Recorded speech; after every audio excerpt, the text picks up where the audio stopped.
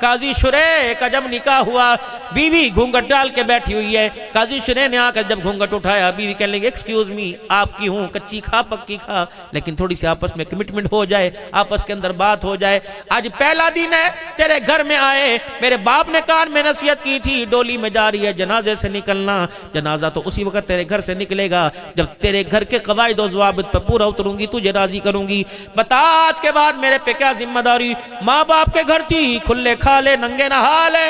نہ کھایا نہ پیا نہ سویا، جب سو کے اٹھی روٹی مل گئی، کھا کے پھر سو گئی، کپڑے بدل لائے مل گئے، اللہ اکبر، اب تیرے گھر میں آئی، مجھے سب کچھ کرنا پڑے گا، بتا بتا بتا میرے پر تیری ذمہ داری کیا ہے؟ آپ کے کھانے کے اوقات کیا ہیں؟ قاضی شریح اس کا منہ دیکھے بھی تو پہلی رات ہے، پھر دوسری بات یہ بتا آپ کپڑے ہفتے میں کتنی مرتبہ بدلتے ہو، تیسری بات یہ آپ کی خدمت کرنی پڑے گی، روٹی پانی چولہا تیرا کہ تیرے ماں باپ کا کتنا افراد ہے گن کے بنا دے تاکہ کسی کی شکایت نہ ہو، مجھے یہ بتا روٹی اپنی مرضی سے پکاؤں یا تیری مرضی سے؟ قاضی صاحب اس کا منہ دیکھ رہے، قاضی شریح کو کہنے لگے جی پھر میری بھی تھوڑی سن لو، اپنے گھر میں آئی تھی، جب بھوک لگی کھا لی، جب پیاس لگی پی لیا، تیرے گھر میں اپنی مرضی سے کھا سکتی ہوں، تیری اجازت لینی پڑے گی، اگر مجھے تیری غیر موجودگی میں بھوک لگے تو تیری غیر موجودگی میں کھانا کھا لوں یا تیرے آنے کا انتظار کرو، بتا اگر میری کوئی پسند کی چیز اپنی مرضی سے پکاؤں گا تجھے پوچھنا پڑے گا، اللہ اکبر، صابن تیرا، پانی تیرا، گھر کے ساری چیزیں تیری، بتا مجھے ہفتے میں کپڑے بدلنے کی کس وقت اجازت ہے؟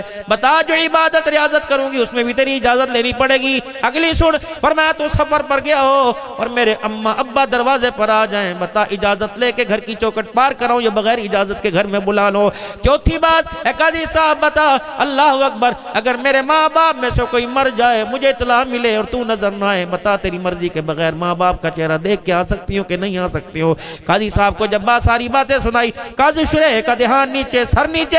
بیوی نے یوں گھنگھٹ اٹھا کے دیکھا، قاضی صاحب شریح بچوں کی طرح ہچکیوں کے ساتھ رو رہے ہیں اور آپ کے آنسو آپ کی داڑھی کو تر کر رہے ہیں، قاضی صاحب اللہ اکبر، سوری، کوئی ایسی بات کر دی تو مجھے آپ معاف کر دو، فرمایا نہیں نہیں، بتا یہ کلاسیں، یہ پیریڈ، یہ جماعتیں کہاں سے بڑھ کے آئی؟ کون سی یونیورسٹی میں، کون سے کالج سے تربیت لے کے آئی؟ بتا تیرا استاد کون تھا؟ انگلی پکڑ کر چلانے والا کون تھا؟ رو کے کہنے لگے انگلی پکڑ کر مکتب میں چھوڑنے والا باپ تھا، اور گود اور مدرسے کا نام گود تھا، استاد کا نام استانی تھا، یہ ساری کی ساری باتیں میری ماں نے مجھے سکھائی ہیں۔ قاضی شریح یوں کر کے بیوی کے آگے جھولی پہ لا کے بیٹھ گئے، یا تو بیوی منہ دکھائی مانگتی ہے یا تو چہرہ دکھائی جورو مانگے، قاضی صاحب یوں جھولی پہ لا کے بیٹھ گئے، پھر میں اللہ اکبر، تجھے ہاتھ بات میں لگاؤں گا، جس ماں نے تجھے ایسا بہترین شاگرد بنایا، بتا صبح اس وقت صبح کس وقت اس ماں کے مجھے چہرے کا دیدار کرائے گی جس نے اللہ اکبر تیری جیسی عورت کو بھیج کر میرے اندھیرے گھر کو جنت بنا دیا؟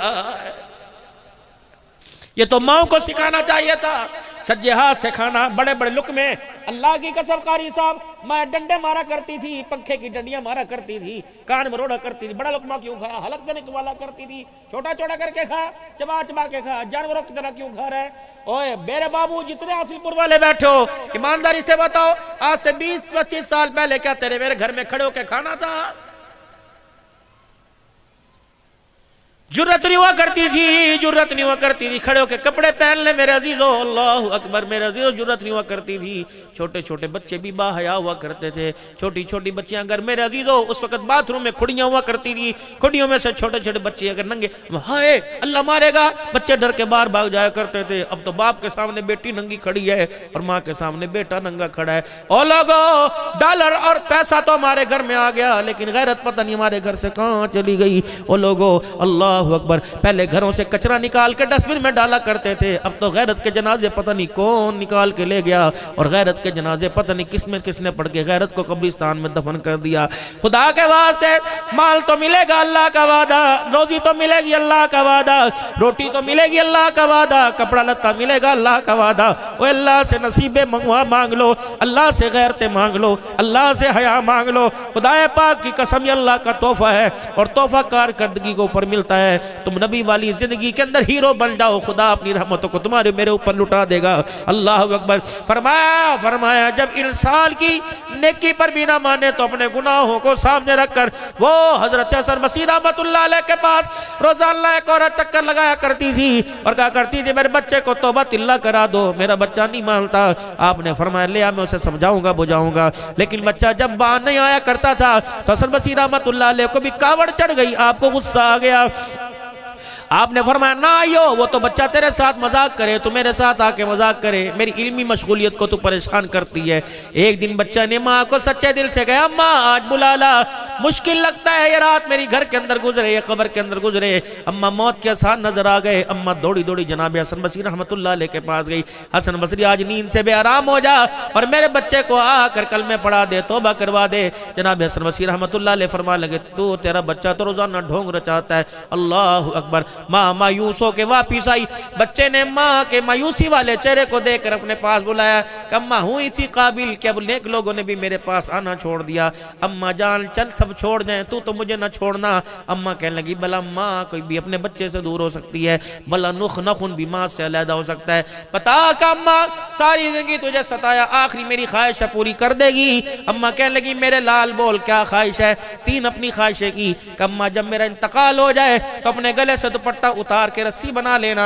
اور بل دے کے میرے گلے میں ڈالنا، گھر کے بیڑے میں مجھے گھسیٹنا اور کہنا ہے اللہ یہ تیرا نافرمان ہے، اس کی سزا ماں اسے دے رہی ہے، کیا پتا اللہ کو میرے پہ ترس آ جائے، میری بخشش کا ذریعہ بن جائے۔ اے اماں جان ایک کام اور کریو، اے اماں دن کے اجالے میں میرا جنازہ نہ اٹھانا، رات کے اندھیرے میں میرا جنازہ اٹھانا، دن کے اجالے میں اگر میرا جنازہ اٹھائے میری چرپائی پہ کسی کی انگلی اٹھ گئی اماں غیرت کا جنازہ نکل جائے گا۔ اے اماں میں نہیں چاہتا کہ لوگوں کے سامنے میں خدا کا نافرمان ہو کے جاؤں، اماں یہ بات پردے کے اندر رہنے دے، کیا پتا میرے اللہ کو کس وقت میرے پہ ترس آ جائے۔ تیسری بات کی، پھر ذرا کلیجے کو ذرا چھام کر سینے پہ ہاتھ رکھ کے سوچنا ماما ٹھنیاں چھاواں، بابو جی تیرے تھی بھی تو 3 مہینے پہلے چلی گئی، اللہ کی قسم، اور میرے بھائی وکالت میں عدالت میں گھر میں مکان میں تجھے دنیا کا پون ڈالا نظر آیا، لیکن دعائیں دینے والی ماں ہی نظر نہیں آئی۔ باپ سراندے تاج ہوندے، اب تو سر کی جوں ہے باپ تاج کا جو ہر وقت کاٹتی ہے،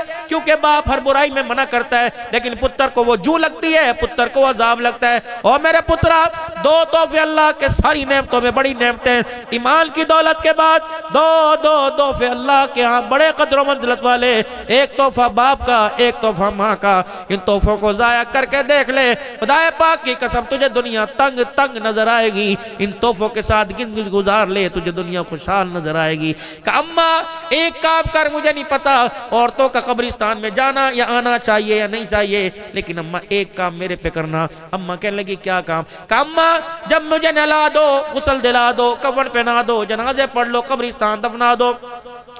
لوگ مجھے دفنا کے واپس آ جائیں، اماں تجھے قبرستان کا رستہ آوے، کہاں آوے؟ اماں کیا رات کے اندھیرے میں میری خواہش پہ قبرستان آ سکتی ہے؟ کہاں آ سکتی ہوں؟ کہ اماں اللہ اکبر مجھے نہیں پتا، اماں بس ایک کام کریو، جب مجھے دفنا دیو تو چپکے سے اماں میری قبر پر آ کر بیٹھ جائیو، میرے سرانے بیٹھ کے یوں کر کے دامن پھیلا دینا، کہہ دینا اے اللہ ہے تو نکما، اے اللہ ہے تو نکما، لیکن جاتے ہوئے اللہ یہ عاجزی انکساری دکھا کے چلا گیا، ندامت سے رو کے چلا گیا، اللہ میں اس کی گواہ بن کر آئی، اللہ میرے قدموں پر رحم فرما، اللہ اس کے قبر کے عذاب کو ختم کر دے، بس یہ آخری سانسیں تھی۔ ادھر میرے ماں نے یوں کر کے ہاں کی، ادھر اللہ اکبر جوان کی آنکھیں بند ہو گئی، اللہ اکبر۔ میرے پیارو دیکھو وہ مرا دفن ہوگا پھر ماں جائے گی، واہ واہ واہ واہ، اللہ کو اس کی ندامت پر رونا اتنا پسند آیا، اماں نے پہلی شرط پوری کی، اپنے گلے سے یوں کر کے دوپٹہ اتارا اور اتار کر بچے کے گلے میں ڈالا، گھر کے کونے کونے سے آواز آئی نہ دوپٹہ اس کے سر کے گلے میں ڈال، تجھے کس نے کہہ دیا یہ گناہگار ہے؟ اللہ اکبر، یہ تو آخری وقت میں ایسا رو کے گیا، اس کے رونے پر خدا نے دنیا کے اندر صلح کا پیغام بھیج دیا، جاتے ہوئے اللہ کو راضی کر گیا۔